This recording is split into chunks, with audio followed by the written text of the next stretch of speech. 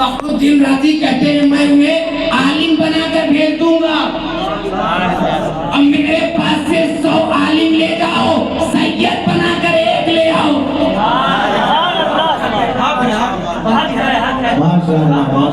बात ही खत्म हो गई। तो दोस्तों, सहाबा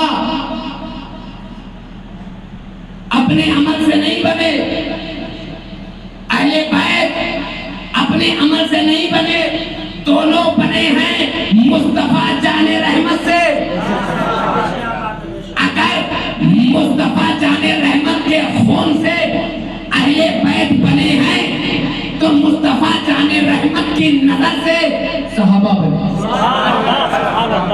जिंदगी भर तुम अमल करते रहो, नमाज पढ़ो नमाजी कहलाओगे, हज कराओ हाजी कहलाओगे, जिहाद करने लगो गाजी कहलाओगे, फैसला करने वाले बन जाओ गाजी कहलाओगे।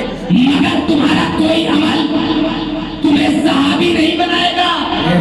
नमाज पढ़ते रहो, नमाज पे नमाज, नमाज पे नमाज, रोजे पे रोजा, तकवे पे तकवा, तकवे पे तकवा, कहीं मार ना दे तुम्हें लकवा।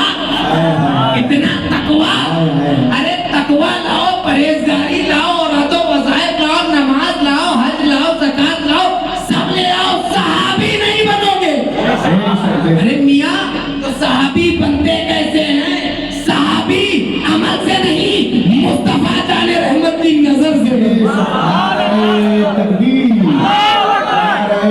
रिसालत, अज़मते सहाबा। और अहले बैत ये अमल से नहीं बनते, खूने मुस्तफा से बनते हैं। तो अमल देखते क्यों हो आले रसूल का? जब रसूल की आल अमल से बनी नहीं, हम तो देखते हैं कि ये सैयद साहब है, आले रसूल कितना पढ़े लिखे हैं, कितनी उर्दू जानते हैं, कितनी अरबी जानते हैं, कैसी शक्ल है, ये सैयद कहाँ से पढ़े हैं, कितना पढ़े हैं, कैसे हैं, ऐसे हैं कि वैसे हैं। हम बैठ के अमल टटोल रहे हैं। और आज तो ऐसा खराब दौर कि अगर कोई सैयद कहे कि मैं सैयद हूँ, ये पूछते हैं ला सनद ला, सैयद से सनद मांगते हैं उसकी सियादत की। आज फेसबुक की दुनिया हो, सोशल मीडिया हो, जहां देखो किसी सैयद की धज्जियां उड़ाने लगे, किसी सैयद को ये जलील और रुसवा कर रहे हैं और उनसे सनद मांग रहे हैं। अरे दोस्तों, मैदाने महशर में अगर रसूलुल्लाह ने तुमसे उम्मती होने की सनद मांग ली, सुभान अल्लाह, आज तुम उनके बच्चों से सनद मांग रहे हो, कल मैदाने महशर में जब शफाअत के लिए भागोगे, हर नबी कहेगा मुझे छोड़ो, मुझे छोड़ो, कमली वाला ही सबकी शफाअत करेगा। जब तुम वहां पहुंचोगे, किसी ने पूछा, तुमने कहा मैं भी शफाअत चाहता हूँ, सवाल हुआ क्या सनद है, तुम उम्मती हो? क्या जवाब दोगे? इसीलिए आज जो सैयद से तुम पूछोगे, कल तुमसे जरूर पूछा जाएगा। आज कहोगे हम गुलाम, कल भी गुलाम हो, क्योंकि इस दुनिया में जो तुम्हारी बोली है वही बोली तुम्हारी कब्र में है ना। वरना तो वहां तो सब मामला देखेंगे कि यार रसूलुल्लाह का बोलबाला है, मैदाने महशर में सब या रसूलुल्लाह कर रहे हैं। तो देवबंदी वहाबी कोई बेवकूफ थोड़ी है, वो भी कहेंगे या रसूलुल्लाह। कल तक या रसूलुल्लाह कहना शिर्क था, मैदाने महशर में वो भी कह रहे हैं, माना नहीं जाएगा। मानना है तो आज मान, आज उनकी मदद मांग, आज उनकी पनाह ले, फिर न मानेंगे कयामत में अगर मानना। से ये भी बात पता चली कि आज जो तुम इस दुनिया में जो तुम्हारा अमल, जो तुम्हारी जुबान रहेगी, वही कयामत में रहेगी। आज अगर सैयद को अपनी तरह समझोगे, उससे ऊपर जाना चाहोगे, तो मैदान महशर में भी यही अमल करोगे।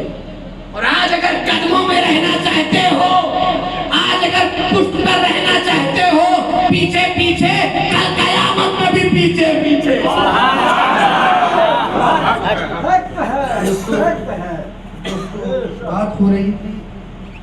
اللہ کی شاعر آپ لوگ محبت ہے اللہ سے ڈرو. کل ملا کے بات یہی کہنا چاہ رہا تھا کہ صحابہ کا بھی مرتبہ اپنے نظروں سے کانوں سے سنا سمجھا, اہل بیت کا بھی سمجھا. ان دونوں یہ صحابہ کی عظمت کو سمجھو, اللہ سے ڈرو, اہل بیت سے محبت محبت الفت شوقت عظمت سب کرو, اللہ سے ڈرو. ٹھیک ہے, شریعت کے قانون پر عمل, اللہ سے ڈرو.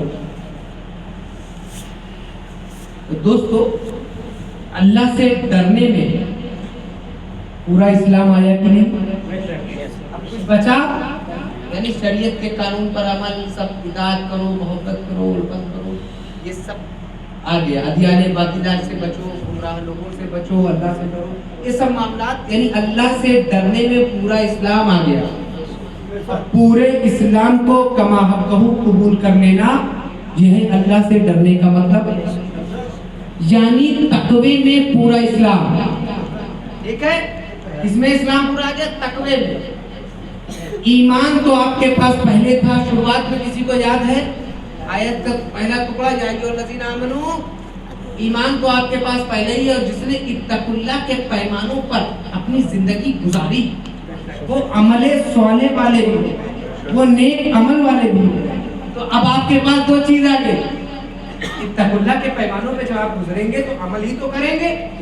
زبان سے تھوڑی آپ اللہ سے ڈرو اللہ سے ڈرو, ہر کوئی زبان سے کہتا. ہم تو دیکھیں گے کہ عمل میں ڈر ہے کہ نہیں. تو ایمان تو آپ کے پاس پہلے ہی تھا, اب عمل آ گیا. اب یہ دو چیز آ گئی. کیا آ گئی دو چیز؟ یا ایھا الذین آمنوا اتقوا اللہ کا مطلب کیا؟ ایمان اور عمل. اب مجھے بتاؤ, جب یہی دو چیز, جب ایمان اور عمل آ گیا تو کسی تیسری چیز کی کوئی ضرورت ہی نہیں نظر آ رہی. اب کیا ضرورت کسی تیسری چیز کی؟ ایمان اور عمل, ان دونوں کے علاوہ کسی تیسری چیز کی کوئی ضرورت نہیں ہے. قرآن کریم گواہ ہے کہ تیسری چیز کی ضرورت ہے. وَالْعَصْرِ إِنَّ الْإِنسَانَ لَفِي خُسْرٍ إِلَّا الَّذِينَ آمَنُوا وَعَمِلُوا الصَّالِحَاتِ. قسم ہے زمانے کی کہ تمام انسان گھاٹے میں ہیں, تمام نقصان میں, گھاٹے میں, مگر وہ جو ایمان والے ہیں اور نیک عمل والے ہیں. تو کامیابی کے لیے ایمان و عمل کافی. دین و دنیا کی فیروز بختی کے لیے ایمان و عمل کافی. کامیاب دین و دنیا کی کامیابی کے لیے ایمان و عمل کافی. جنت کی بہاروں کے لیے ایمان و عمل کافی. جہنم سے چھٹکارے کے لیے ایمان و عمل کافی. نجات کے لیے ایمان و عمل کافی. شفاعت کے لیے ایمان و عمل کافی. مغفرت کے لیے ایمان و عمل کافی. اللہ کے قرب کے لیے ایمان و عمل کافی. یہاں اور وہاں دونوں جہاں کی کامیابی کے لیے ایمان عمل, یہی دونوں چیز کافی. اب ہمیں کسی تیسری چیز کی ضرورت نہیں ہے. بظاہر کسی کوئی تیسری چیز نہیں چاہیے. جب تیسری چیز کی ضرورت نہیں تو پھر قرآن یہ کیوں کہہ رہا ہے یا ایھا الذین آمنوا اتقوا اللہ وکونوا مع الصادقین؟ قرآن یہ کیوں کہہ رہا ہے جب